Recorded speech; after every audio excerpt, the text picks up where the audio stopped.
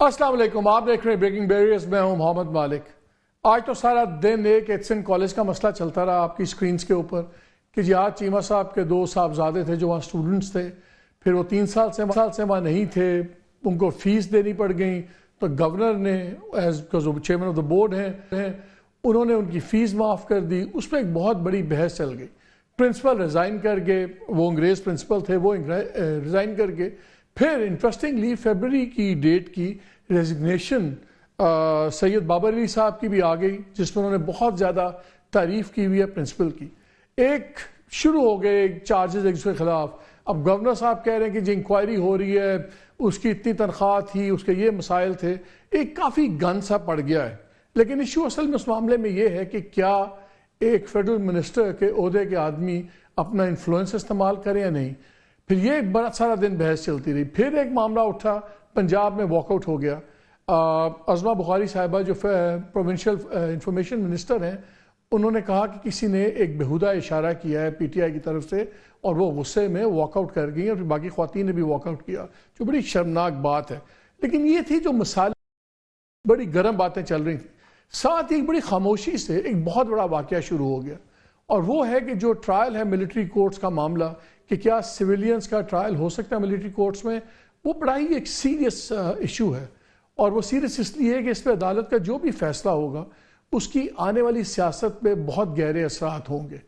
अगर आप देखें तो 9 मई, जिसको हम राइटफुली एक ब्लैक डे कह सकते हैं पाकिस्तान की तारीख में, उस दिन शोधा की तस्वीर की, शोधा की जो यादगारें हैं उनकी बेहुरमती हुई, जीएसटी पे हमला हुआ, लाहौर में को कमांडर का घर जला दिया गया।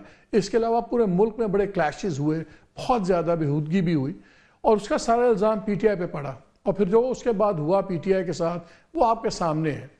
आधी जमात तायब हो गई, आधी जमात गायब हो गई, और अब ख्याल ये है कि मे 9 के जो मुकदमात में मुलव्वस हैं, और उसमें अल्टीमेटली बहुत से केसेस पीटीआई के जो चेयरमैन हैं, बानी चेयरमैन रादर इमरान खान, उन पे भी है, काफ़ी लोगों पर तलवार लटक रही है। तो ये आने वाले दिनों में इसका एक गहरा असर होगा। इन द मीन टाइम आज हमने देखा कि ट्राइब्यूनल्स ने 2 ऐसे लोगों को सेनेट का इलेक्शन लड़ने दे दिया, इजाज़त दे दी है, जो भी मे 9 के बड़े मेन मरकजी मुलजमान में शामिल हैं। एक मुराद सईद, आज़म होती साहब, इसी तरह आज़म सवाती साहब, इसी तरह काफ़ी चीज़ें चल रही हैं। आज 6 मेंबर बेंच ने, सुप्रीम कोर्ट ने दोबारा उसकी हेयरिंग शुरू की, और उसमें काफ़ी इंटरेस्टिंग डेवलपमेंट्स हुई। लेकिन वो डेवलपमेंट्स बताने से पहले मैं चाह रहा हूँ आपसे थोड़ी सी एज ए फ्रेशर कुछ तारीख तय कर लें। जब 9 मई का वाक़या हुआ तो उसके बाद 15 मई को कोर कमांडर्स की एक कॉन्फ्रेंस हुई, और उसमें फैसला किया गया कि जितने लोग मे 9 में मुलव्वस हैं, इनका मिलिट्री कोर्ट्स में ट्रायल होगा पाकिस्तान आर्मी एक्ट और ऑफिशियल सीक्रेट्स एक्ट के तहत। फिर 12 जून 2023 को उस वक्त की असम्बली ने एक रेजोल्यूशन पास किया, जिसमें इस बात का इरादा किया गया कि इन तमाम लोगों का ट्रायल मिलिट्री कोर्ट्स में होगा जो मे 9 में मुलव्वस हैं। 20 जून 2023 को फॉर्मर चीफ जस्टिस जोहादस ख्वाजा साहब ने और Pakistan bar council, civil society और एतराज़ हसन ने पिटीशन फाइल कर दी अगेंस्ट मिलिट्री कोर्ट का सिविलियंस के खिलाफ। फिर 22 जून 2023 को जो पहली हेयरिंग हुई, फायजीसा साहब और जस्टिस सरदार तारिक मसूद, जो 9 मेंबर बेंच का हिस्से थे, उन्होंने इसमें बैठने से इनकार कर दिया, और उन्होंने कहा कि जी ये सही तरह नहीं बना, बेंच सही नहीं बना। आपको याद है उस वक्त उमर ताब बंदियाल साहब बेंच फॉर्म कर रहे थे, और इन जजेस का ये था कि जी अब जजेस कमेटी को बेंच बनाना चाहिए, और वो ताब बंदियाल साहब नहीं बना सकते। एनीवे, फिर 22 जून 2023 को चीफ जस्टिस उमर ताब बंदियाल साहब ने एक 7 मेंबर बेंच बना दिया। 27 जुलाई 2023 को सेनेट ने आर्मी अमेंडमेंट्स, जो एक्ट में अमेंडमेंट्स की थी, वो पास कर दी।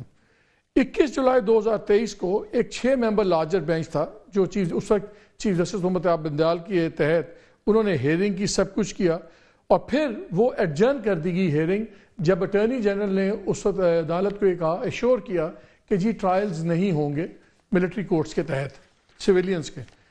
फिर हम आ जाते हैं 23 अक्टूबर 2023 को।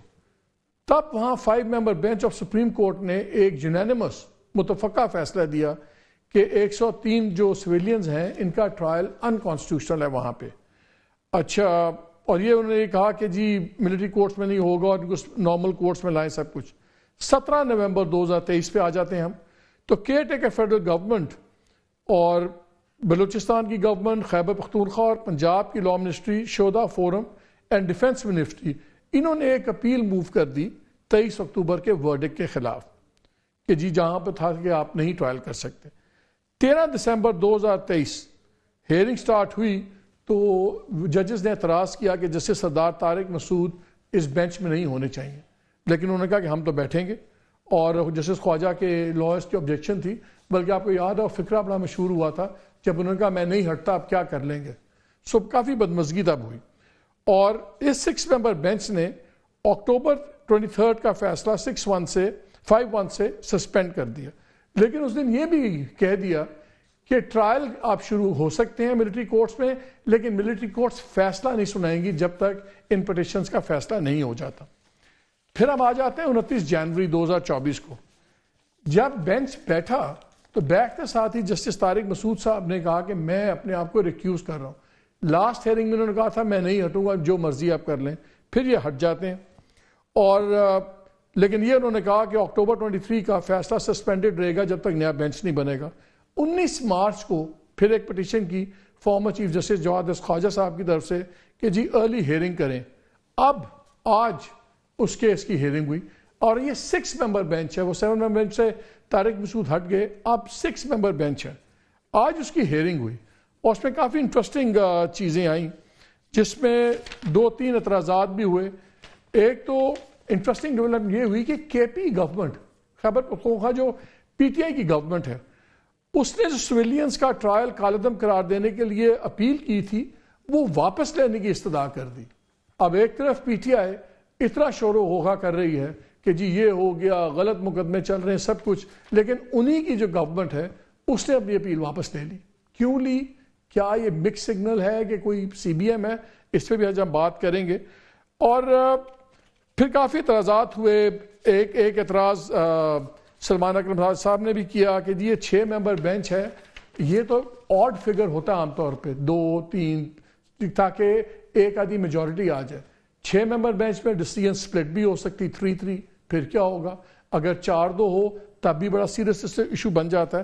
لیکن سب سے انٹرسٹنگ چیز یہ تھی کہ کورٹ نے ڈپٹی اٹارنی جنرل آئے ہوئے تھے، ان سے بار بار یہ پوچھا اور اسے تفصیلیں مانگ لی ہیں جو اب 28 کو دوبارہ ہیئرنگ سیٹ ہو گئی ہے کہ آپ ہمیں یہ بتائیں کہ کتنے لوگوں کو سزائیں ہو گئی ہیں، کتنے لوگ بری ہو سکتے ہیں، اور ان تمام جو فیصلوں کی ڈیٹیل ہے جو جس سے کلیئر ہو گیا کہ بہت سے فیصلے ہو چکے ہیں، اس کی ہمیں اب تفصیل دیں۔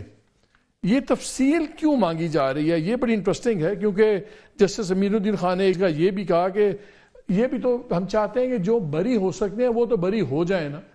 تو کیا کورٹ اس بات میں ڈیسائیڈ کرے گی، اگر ان کو یہ نظر آ رہا ہوا کہ زیادہ لوگوں کو بڑی سزائیں نہیں ہیں تو شاید وہ اجازت دے دیں، یا کیوں یہ ڈیٹیلز لی جا رہی ہیں؟ یہ کافی بڑا کویسچن مارک ہے جس کے اوپر ہم کوشش کریں گے کہ ہم سمجھ پتہ لگ جائے۔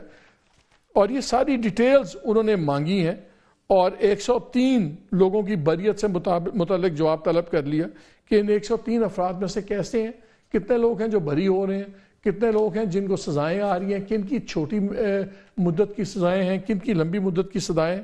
اور لیکن اس میں بھی ایک کویسچن اٹھتا ہے کہ اگر آپ بریت دیکھ رہے ہیں اور آپ چاہتے ہیں کہ وہ بری ہو جائیں، تو پھر تو کورٹ نے مائنڈ دے دیا ہے کہ اگر آپ پھر ایکسیپٹ کریں گے کہ ملٹری کورٹس پہ ٹرائل جائز ہے۔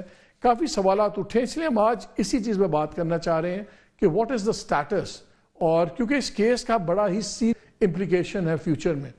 اگر ملٹری کورٹس کے ٹرائل اوکے کر دیتی ہے سپریم کورٹ، تو پھر کل کو اس میں عمران خان کی باری بھی آئے گی، باقی لوگوں کی بھی آئے گی، اور یہ معاملہ پھیلتا جائے گا۔ اور اگر بری کر دیتے ہیں تو پھر ایک بہت بڑا بیانیہ، اور اگر یہ کہتے ہیں کہ ملٹری کورٹ سویلین میں جائیں گے تو پھر ایک بہت بڑا بیانیہ پٹ جاتا ہے گورنمنٹ کا، جس میں کہا گیا ہے کہ اتنا اینٹی اسٹیٹ اور اینٹی ریاست اور اینٹی عامی، یہ بہت بڑی ایک سازش تھی۔ تو یہ بہت بڑا ایک مشکل فیصلہ ہے، اور شاید اسی لیے اس میں سے جسٹس سردار صاحب جو پہلے ٹکے ہوئے تھے بینچ پہ، انہوں نے آخری موقع پر اپنی ریٹائرمنٹ سے کچھ دن پہلے اپنے آپ کو بینچ سے ریکیوز کر لیا۔ بہت سوال اٹھ رہے ہیں کہ وہ بینچ کیوں توڑا گیا، کیا نہیں، اس پہ ہم بات کریں گے۔